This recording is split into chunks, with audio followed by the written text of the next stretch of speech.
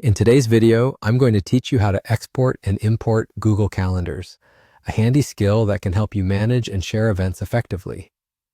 We'll guide you step by step, making sure each point is clear and easy to follow. So whether you're transferring your calendar to a new account or backing up your schedule, let's dive right in. First, we're going to start with exporting your Google Calendar. Begin by opening your Google Calendar and signing in with your credentials if you haven't already. Once you're in, you'll see the main calendar interface.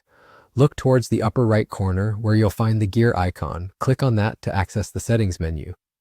Navigating through settings can feel a bit overwhelming, but once you're in, things will start to feel much clearer. In the left side menu, you'll see a variety of options. Here, you want to find and click on the Import and Export option.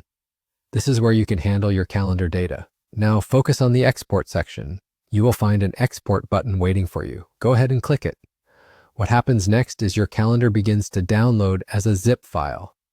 Inside this file, each individual calendar you own is represented by a separate AICS file.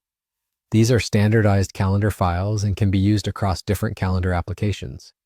So feel free to save them somewhere secure on your computer. With exporting out of the way, let's move on to importing a Google Calendar. The process starts by heading back into your Google Calendar settings. Again, look for the Import and Export option in the left menu. Upon finding it, you'll notice this time you'll need to focus on the Import section.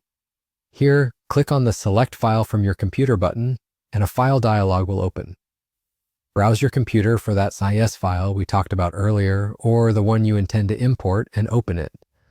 Once the file is selected, it's time to decide where these events should go.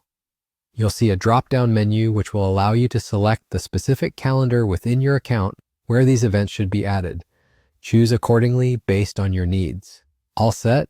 Great. Click the Import button to begin importing your events. The process will take a few moments depending on the size and number of events. Once it's done, make sure to confirm that your events are correctly uploaded by checking the calendar you selected. By doing this, you ensure that everything is in the right place and ready for your future planning. And that's all there is to it.